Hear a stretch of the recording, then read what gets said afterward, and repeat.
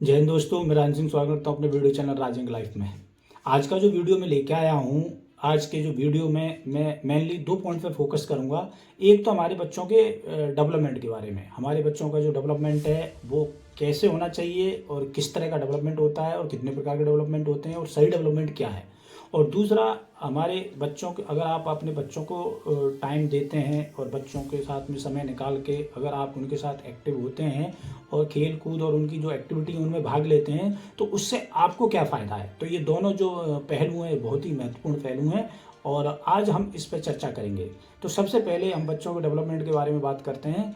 तो जो बच्चों का जो डेवलपमेंट है वो 4 तरह का डेवलपमेंट होता है और वो फिजिकल, मेंटल, सोशल और इमोशनल। अगर मैं हिंदी में बोलूँ तो शारीरिक विकास, मानसिक विकास, सामाजिक विकास और इमोशनल मतलब भावनात्मक विकास। और इन चारों विकासों का अगर कंप्लीट विकास है और इसको जो अगर कंप्लीट अगर कॉम्बो बोलो तो इसको हार्मोनियस डेवलपमेंट कहते हैं। एक कॉम्बो और एक कंप्लीट विकास बोलते हैं। और हमारी जो शिक्षा है वो भी इसी बात पे महत्व देती है कि बच्चे में 4 तरह का विकास होना चाहिए, जो मैंने बताए, फिजिकल, मेंटल, सोशल और इमोशनल। और एट द एंड कह सकते हैं कि हार्मोनियस डेवलपमेंट होना चाहिए, तभी हमारा या आपका या हमारे सभी का, किसी का भी जो बच्चा है वो एक सफल नागरिक बन सकता है और अपने जीवन में एक सफल और सुखमय जिंदगी जी सकता है। तो हमें अपने बच्चों में खाली यही नहीं कि खाली पढ़ाई पढ़ाई पढ़ाई करके बच्चों को पढ़ाई में ही हमने उसको काबिल बना दिया और पढ़ के बच्चा और अपना पैसा कमाना सीख लिया या नौकरी करना सीख लिया और उसके बाद बाकी जो विकास हैं तो वो अगर बच्चे के अंदर नहीं हुए और जो बच्चा बाकी चीज़ों में अगर लैगिंग रह गया तो वो एक कंप्लीट सिटीजन और एक सफल एक नागरिक और एक सफल बच्चा नहीं माना जाता। तो इसी तरह हमें अपने बच्चों में, जो हमारी शिक्षा भी यही बोलती है, शिक्षा भी इस चीज़ का महत्व देती है और जोर देती है कि बच्चों में 4 तरह का विकास होना चाहिए। और हमें भी एज ए पेरेंट्स, गार्जियन, हमको अपने बच्चों में चारों तरह के विकास करने चाहिए कि जैसा मैंने पहले बताया, फिजिकल, मेंटल, सोशल और इमोशनल। और जिससे कि बच्चा एक कंप्लीट, एक सफल नागरिक बन सके और एक बेहतर जीवन जी सके। तो बच्चों को ये चारों विकास ये करने के लिए इसमें खेल कूद का बहुत बड़ा महत्व है। तो खेल कूद में जैसे 2 तरह के खेल होते हैं, इंडोर गेम्स हो गए और आउटडोर गेम्स हो गए। तो आउटडोर गेम्स का ज़्यादा महत्व है। आउटडोर गेम खेलने से क्या होता है कि बच्चे के जो चारों विकास बताए गए हैं, ये चारों विकास बच्चे के अंदर डेवलप होते हैं। अगर बच्चा एक, जैसे फिजिकल डेवलपमेंट है, जब बच्चा खेल रहा है तो उसका फिजिकल डेवलपमेंट मतलब शारीरिक विकास तो हो ही रहा है, उसके साथ साथ उसको अपने मेंटल डेवलपमेंट है, उसको बच्चे का जो दिमाग है वो हर जगह उसको अपने दिमाग से काम कर रहा है, दिमाग से एक्टिव हो रहा है, उसका एनर्जेटिक हो रहा है, दिमाग की भी एक्सरसाइज हो रही है। तो उसका जो दिमाग का विकास है और जो मेंटल विकास है वो हो रहा है। दूसरी बात है कि जो सोशल डेवलपमेंट है, सोशल डेवलपमेंट, बच्चा अकेला नहीं, इंडिविजुअल गेम नहीं खेल रहा है, दूसरे बच्चों के साथ में भी खेल रहा है।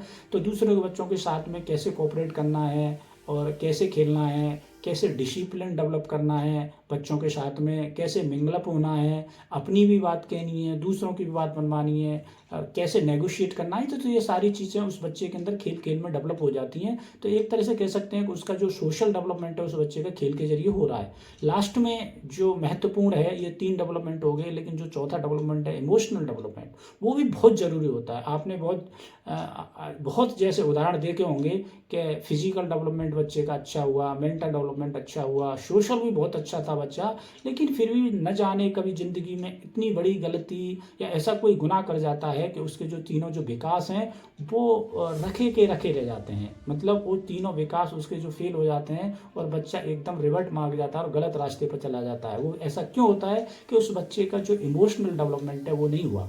बच्चा कहीं कोई, किसी ने, सामने वाले ने कोई गलती की या कोई बात हो गया और वो अपने इमोशंस पे कंट्रोल नहीं कर पाया और इमोशंस को न कंट्रोल करके और ऐसा कोई काम कर दिया कि जो बहुत बड़ी गलती कर दिया, जिसकी वजह से उसका जो जीवन है एक नई दिशा ले लिया और उसका पूरा जो जीवन, उसकी जो पढ़ाई लिखाई, उसका जो विकास, उसकी जो शिक्षा, उसके जो संस्कार हैं, सब बेकार हो जाते हैं। तो इसी तरह हमें न पढ़ाई पर न जोर दे के और हमें बच्चे के अंदर चारों जो विकास हैं इस पर जोर देना चाहिए। और इसमें जो खेल कूद है उसका बहुत बड़ा योगदान है।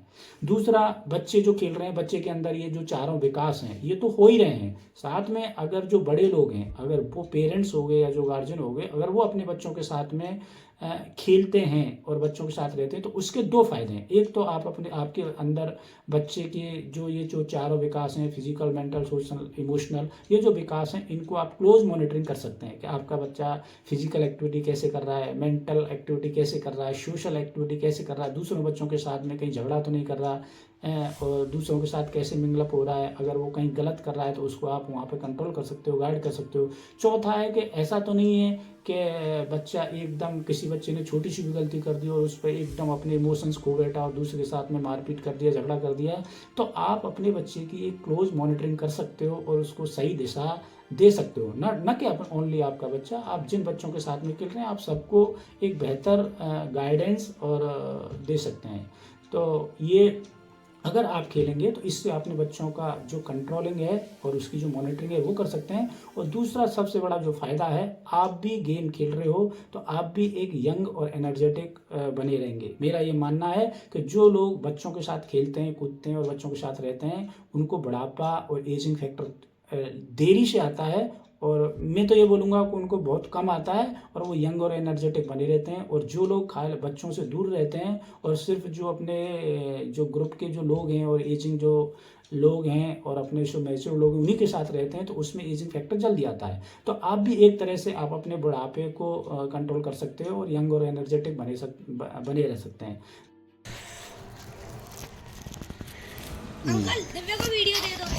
हाँ, तो बैटिंग मैं करूंगा। क्या बैटिंग प्लेयर? अंकल रुक जा पहले हमारा बैट खत्म हो जाए और मेरी बैटिंग आ गई। 8 रन। कोई नहीं, तुम रन देना। 8 रन। सभी मैं तो पहले मारे। मैं इसमें आ कर दो। और रन मारने जाएंगे अंकल के भी। नहीं चलो बॉल। अंकल तेज।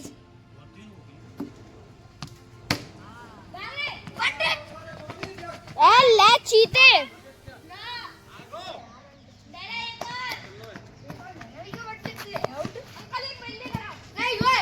ओ सामने साइड और ये अंकल की शानदार बॉलिंग। कैच लिया करना। चलो एक बॉल लास्ट बॉल है, फिर उसको करूंगा 3 बॉल। हाँ ठीक है अंकल। मैच चल रहा है।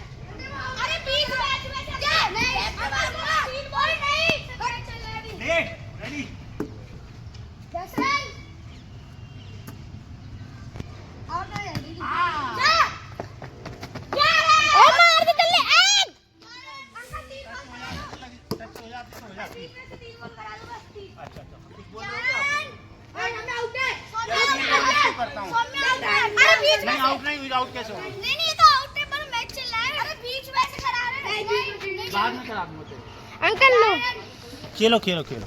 ओए मैं कराऊंगा ना। अगर आप समय निकाल कर आप अगर बच्चों के साथ में खेलते हैं तो उसके फ़ायदे ही फ़ायदे हैं। एक तो आप अपनी कॉलोनी, अपनी सोसाइटी या अपने बच्चे, नाती पोती, अपने बच्चे नहीं हैं तो बड़े बच्चे हो गए तो आप उनको बच्चों को एक मॉनिटरिंग और एक सही दिशा दे सकते हैं। दूसरी तरफ आप अपना भी फ़ायदा कर रहे हैं, आप भी हमेशा यंग और एनर्जेटिक बने रहेंगे और एजिंग फैक्टर से बचे रहेंगे।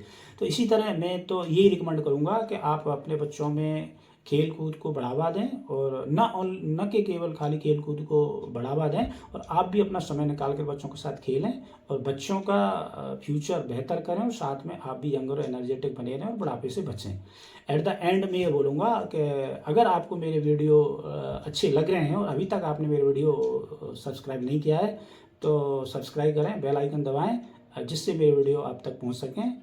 और मिलते हैं अगले वीडियो में और एक वैल्यूएबल एक अच्छे कंटेंट के साथ।